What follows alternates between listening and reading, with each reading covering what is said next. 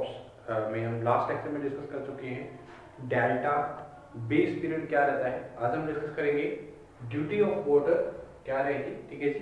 तो ड्यूटी क्या है, उसके बाद रिलेशनशिप जो रहते हैं ड्यूटी डेल्टा और बेस पीरियड में क्या रिलेशनशिप, एक इम्पॉर्टेंट जो इक्वेशंस हैं क्या रहेंगी for calculations of duty delta and base period, ठीक है जी।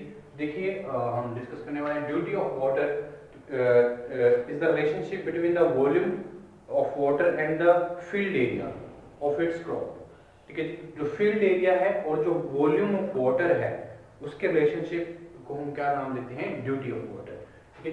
तो duty of water is the relationship between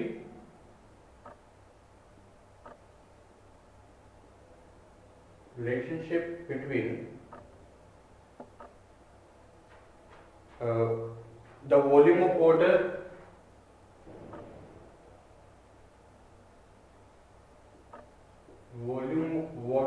and the field area of the crop and the field area of the crop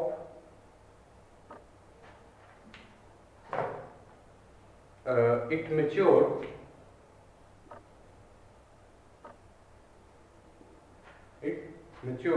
the quantity of water is usually expressed in a unit discharge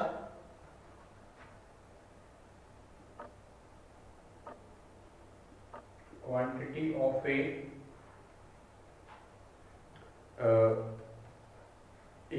जो हम use करने वाली जो quantity रहेगी water की duty के लिए हम एक्सप्रेस करते हैं यूनिट डिस्चार्ज में flowing by time equal to the base period of the crop called base of the duty, ठीक है जी।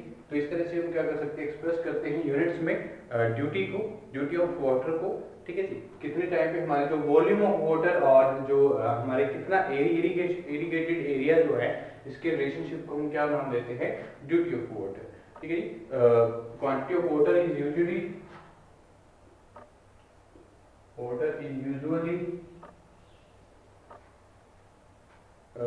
expressed as a unit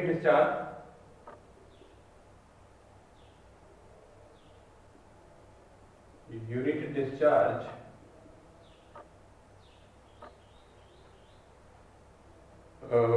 flowing for a time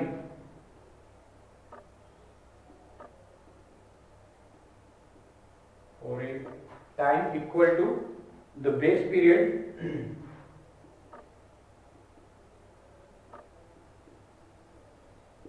equal to the base period is called base period of a duty, is called a base period of a duty,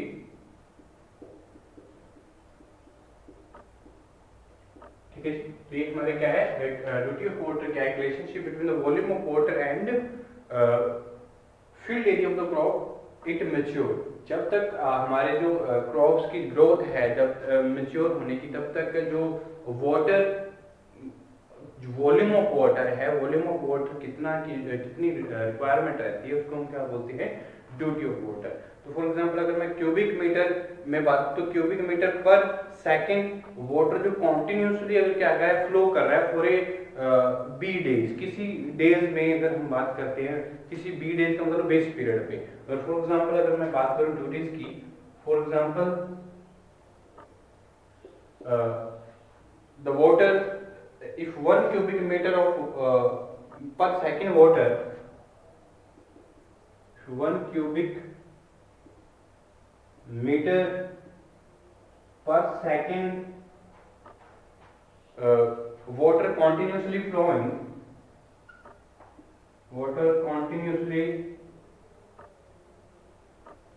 flowing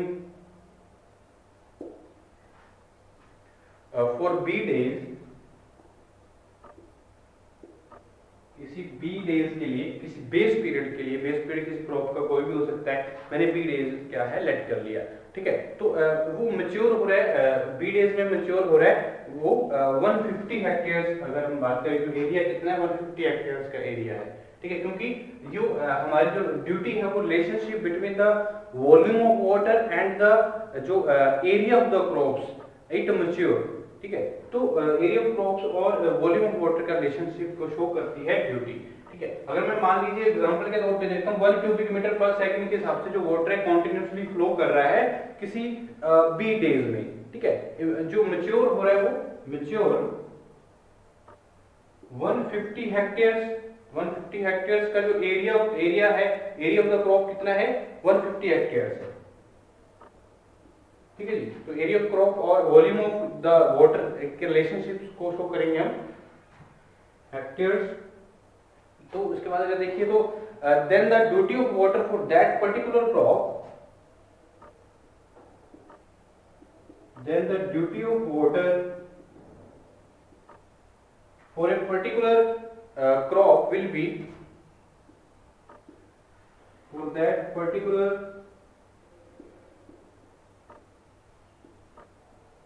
crop will be defined as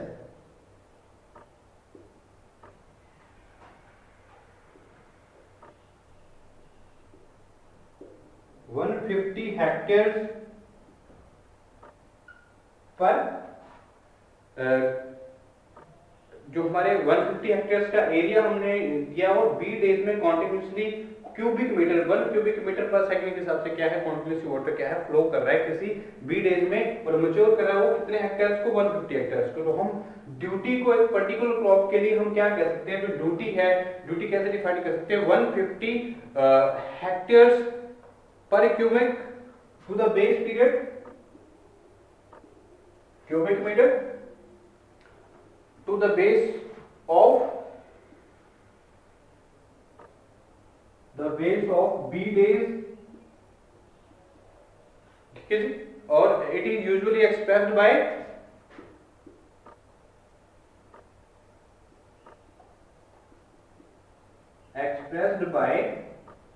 capital D. तो capital D से हम क्या करते हैं, इसको denote करते हैं duty को, ठीक है जी। तो ड्यूटी ऑफ वाटर क्या है एक हम शो कर रहे हैं।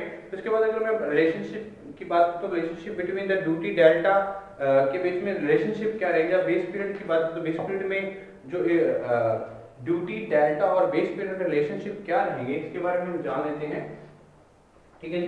तो relation between duty delta and base period,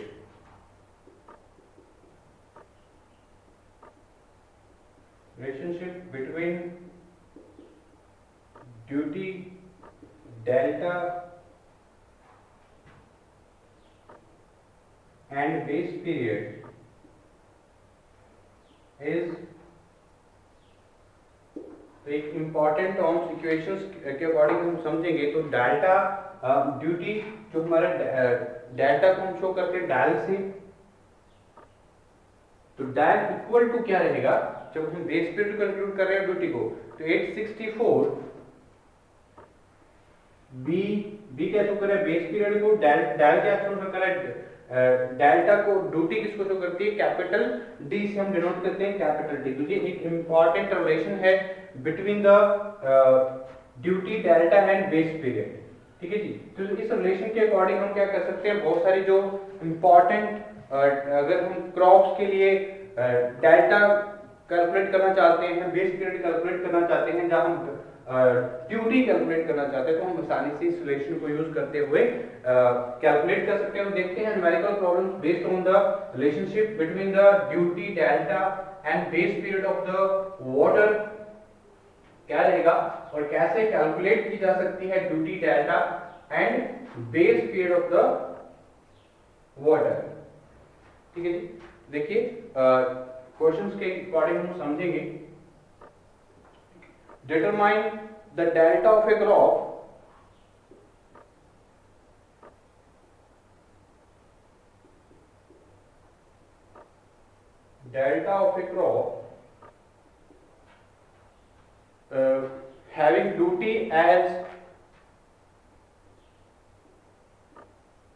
having duty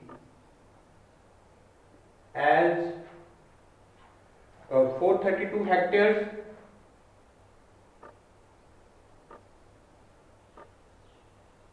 पर क्यूबिक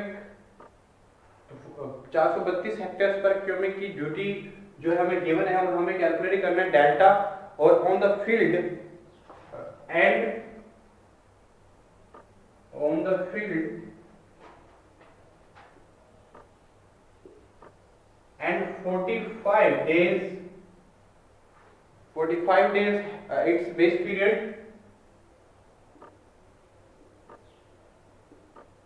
तो बेस पीरियड क्या है 45 डेज है, ठीक है जी। तो इस तरह से हम क्या कर सकते हैं, रिलेशन यूज कर सकते हैं, dial is equal to 864 b divided by duty. इस रिलेशन के थ्रू हम क्या कर सकते हैं, डेल्टा कैलकुलेट किया जा सकता है, ठीक है। तो हमें पता है जो हम इंपॉर्टेंट बेस पीरियड क्या है, बेस पीरियड क्या है हमें गिवन है, बेस पीरियड 45 डेज है, 45 डेज, ठीक है जी। और duty of the water, duty of water क्या है, यहाँ पे हमें गिवन है 432 हेक्टेयर पर क्यूबिक। तो डी हमें गिवन है 432 हेक्टेयर पर क्यूबिक, ओके जी। तो इस तरह से हम क्या कर सकते हैं, कैलकुलेट ड्यूटी। तो अगर हम कैलकुलेट करना चाहते हैं duty delta of the crop, तो delta dial is equal to क्या रहेगा 864, बेस पीरियड कितना है हमारे पास 40 डेज का है किसी क्रॉप के लिए, और ड्यूटी क्रॉप की कितनी है 432 हेक्टेयर पर क्यूबिक। तो यहाँ पे वैल्यूज को पुट करेंगे तो आफ्टर द कैलकुलेशन जो वैल्यू हमारे पास निकल के आएगी वो क्या रहेगी, ड्यूटी ऑफ द क्रॉप, ठीक है जी। तो ड्यूटी कितनी यहाँ से आ रही है 90 सेंटीमीटर, 90 सेंटीमीटर किसी की जो क्रॉप के लिए क्या रहेगा, डेल्टा रहेगा, ठीक है जी। तो ये इस तरह से हम क्या कर सकते हैं, कैलकुलेट कर सकते हैं duty, delta and base period by this relation, okay जी। उसके बाद बात करता हूं मैं कोर वाटर की। तो कोर वाटर क्या रहते हैं इसके बारे में जान लेते हैं। Core water important terms,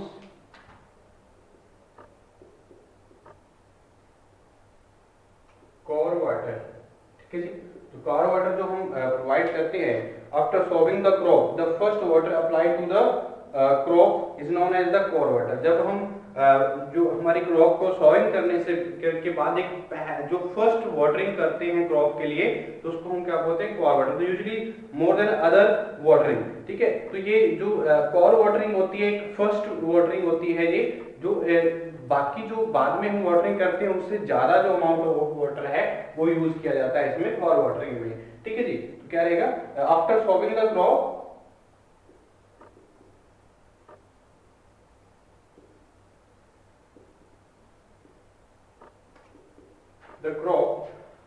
the first water applied to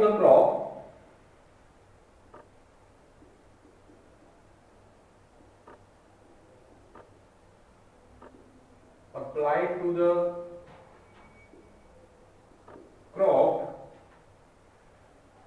is known as core watering,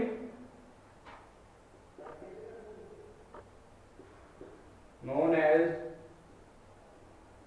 core water. It is usually more than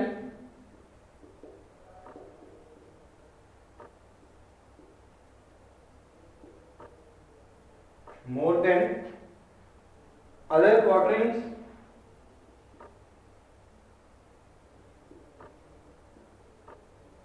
ठीक है जी। तो अदर वाटरिंग से जो वाटरिंग है हमारी कोर वाटरिंग है वो ज्यादा रहती है, ठीक है जी, अदर वाटरिंग्स के, ठीक है जी। एक इंपॉर्टेंट टर्म्स हैं जो हम यूज करते हैं water requirement of the crops, ठीक है। और उसके बाद मैं बात करता हूँ सोइल वाटर की। तो सोइल वाटर क्या रहेगा इसके बारे में हम जान लेते हैं, ठीक है जी। तो क्या होता है soil water,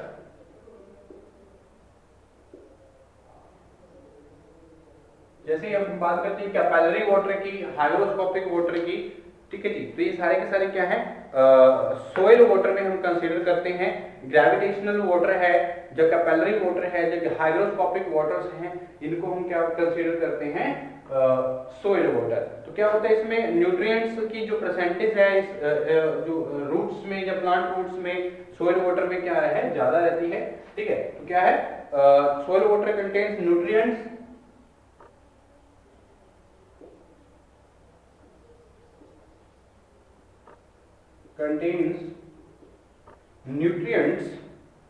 that move into the plant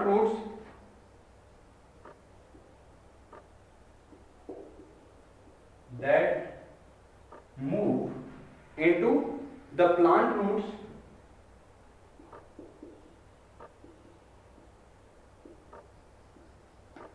soil water में क्या है न्यूट्रिएंट्स ज्यादा होने की वजह से जो मूव कर देते हैं इसमें प्लांट रूट्स में मूव करते हैं ताकि जो प्लांट की ग्रोथ है वो क्या है अच्छी होती है। ठीक है जी, तो when plants take in the water enter the soil through large pores. Okay जी, when plant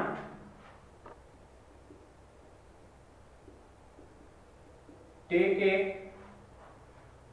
water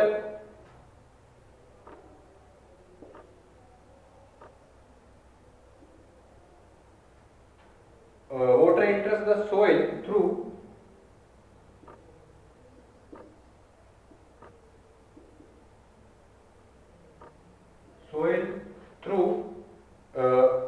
large pores and is stored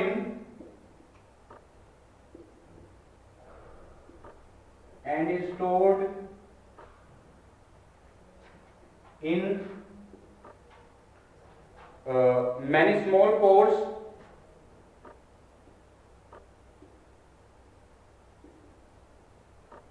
बहुत सारे स्मॉल पोर्स में क्या है जो वाटर है वो स्टोर हो जाता है। Pores soil have a balance between pores जो हमारी सोइल रहती है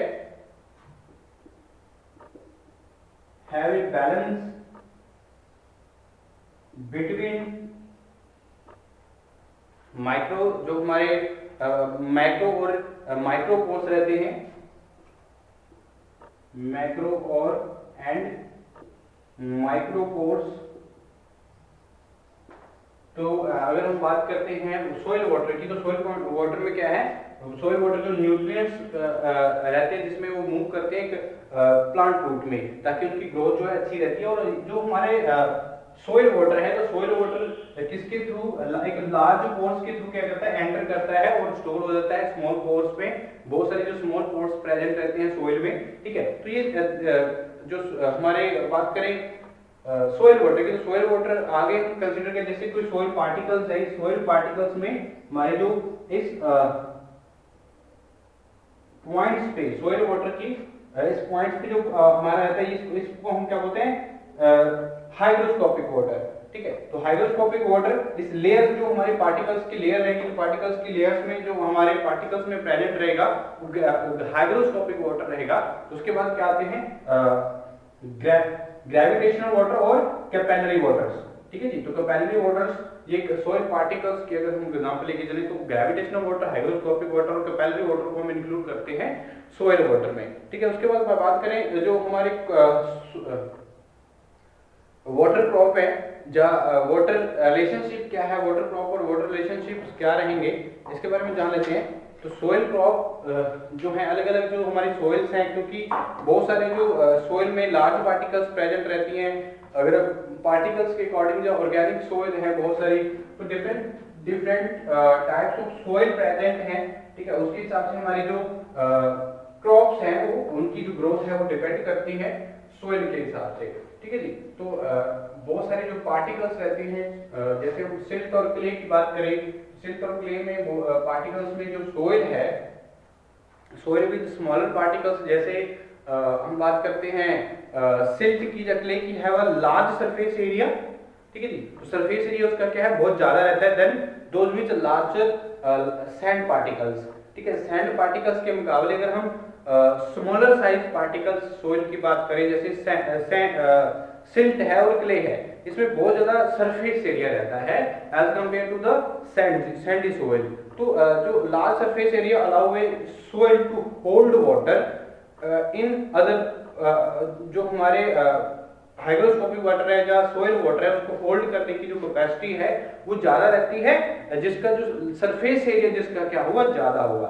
ठीक है, तो इसका मतलब क्या है, large surface area allow a and hold a more water than smaller size particles soil. ठीक है, तो इस तरह से हम क्या करें, सोइल और वाटर जो रिलेशनशिप है ये डिपेंड करती है हमारे अगर हम बात करें सोइल पार्टिकल्स पे, तो सोइल पार्टिकल्स जिसके पार्टिकल्स क्या हैं, स्मॉलर साइज पार्टिकल्स हैं। जैसे हम सिल्ट और क्ले की बात करते हैं तो उसमें जो हमारे लार्ज सरफेस एरिया तो ज्यादा है, बट उसमें हमारे जो वाटर को ऑब्जर्व करने की जो अलाउंस है वो नहीं है। ठीक है, वैसे ही अगर दूसरी तरफ मैं सैंड पार्टिकल्स की बात करता हूँ, सैंडी सोइल पार्टिकल्स की बात करता हूँ, उसमें सरफेस एरिया बहुत ज्यादा रहता है, यानी कि मैक्रो पोर्स रहते हैं। ठीक है जी, तो लार्ज पोर्स होने की वजह से जो वाटर है वो एंटर करता है और स्मॉल पोर्स में भी क्या हो जाता है, स्टोर हो जाता है, और लार्ज पोर्स में भी स्टोर हो जाता है। ठीक है, तो ये हमारा एक सोइल और वाटर रिलेशनशिप रहता है हमारे वाटर रिक्वायरमेंट्स ऑफ क्रॉप्स में। ठीक है, तो उसके बाद मैं बात करता हूँ इंपॉर्टेंट टर्म्स की जो रिलेटेड टू है हमारे अगर हम बात करें वाटर रिक्वायरमेंट ऑफ क्रॉप्स की, जैसे हम बात करते हैं gross commanded area, culturable command area. ठीक है जी, और इंपॉर्टेंटली अगर हम बात करते हैं इंटेंसिटी ऑफ द इरिगेशंस क्या है, इरिगेबल एरिया क्या है। तो इरिगेबल एरिया क्या रहता है, जो हम पूरी वॉल्यूम ऑफ वाटर जो है हम एक हेक्टेयर्स में, अगर हम 150 हेक्टेयर्स एग्जांपल लेके चलते हैं तो ये एक इरिगेबल एरिया है। ठीक है, कितनी टाइम पे हम क्या कर रहे हैं, जो वाटर जो ड्यूटी है, जो हमारे ड्यूटी ऑफ वाटर है वो इरिगेट कर रही है हमारे एरिया ऑफ द क्रॉप्स को। ठीक है जी, तो ये क्या रहता है, इरिगेबल एरिया। ओके जी, तो नेक्स्ट अगर मैं बात करता हूँ ग्रोस कमांडेड एरिया क्या रहेगा, कल्चरेबल कमांडेड एरिया क्या रहेगा। ठीक है जी, हम नेक्स्ट लेक्चर में डिस्कस करेंगे इसके बारे में। और अगर कुछ फैक्टर्स के बारे में डिस्कस करें तो factor affecting the duty of A canal system, तो कौन कौन से जो फैक्टर्स हैं जो अफेक्ट करते हैं, factors affecting the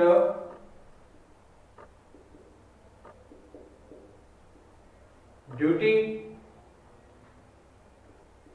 of A canal system. Canal system में हमारे जो कौन से फैक्टर्स हैं जो ड्यूटी को इफेक्ट करेंगे। जैसे हम बात करें किस तरह की जो क्रॉप है हम यूज कर रहे हैं, टाइप्स ऑफ क्रॉप। ठीक है जी, तो ड्यूटी किस चीजों पे डिपेंड करेगी, बहुत सारे फैक्टर्स पे डिपेंड करती है ड्यूटी ऑफ द वाटर। जब हम क्रॉप्स के लिए यूज करते हैं तो टाइप ऑफ क्रॉप क्या, किस तरह की हम क्रॉप है यूज कर रहे हैं, इरिगेशन करने का मेथड क्या है। ठीक है जी, ये इंपॉर्टेंट रहेगा। System of irrigation, system of irrigation, क्या मेथड यूज कर रहे हैं इरिगेशन के लिए, तो ये इन फैक्टर्स पे ड्यूटी जो है हमारे क्रॉप्स की वाटर की वो डिपेंड करती है। Mode of applying water, mode of applying water, ये मेन फैक्टर्स रहते हैं जो इफेक्ट करते हैं duty of A canal system. ठीक है, और quality of water, method of cultivation,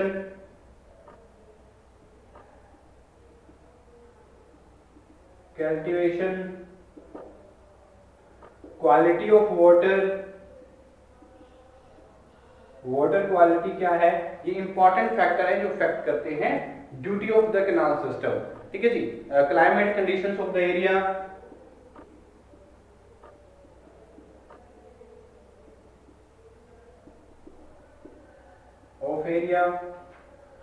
and method of assessment of water dues, method of assessment of water dues.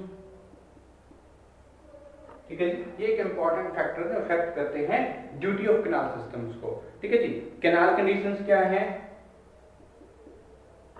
Canal conditions भी इन्वॉल्व रहेंगी, ठीक है जी। Duty of the canal system को factor, ये इंपॉर्टेंट फैक्टर है। Kind of soil and subsoil of canal, kind of soil and subsoil of canal, तो canal की किस तरह की जो सोइल है और जब फील्ड्स की किस तरह की सोइल है, कैनाल्स एंड फील्ड्स। तो ये इंपॉर्टेंट फैक्टर्स हैं जो फैक्ट करते हैं हमारी ड्यूटीज ऑफ कैनाल सिस्टम, ठीक है जी। तो नेक्स्ट लेक्चर में हम डिस्कस करेंगे इंपॉर्टेंट टर्म्स को। Cultivated area, gross commanded area क्या है, कल्चरेबल कमांड एरिया क्या रहता है, और इंटेंसिटी ऑफ इरिगेशन क्या रहती है, इसके बारे में हम डिस्कस करने वाले हैं नेक्स्ट लेक्चर में।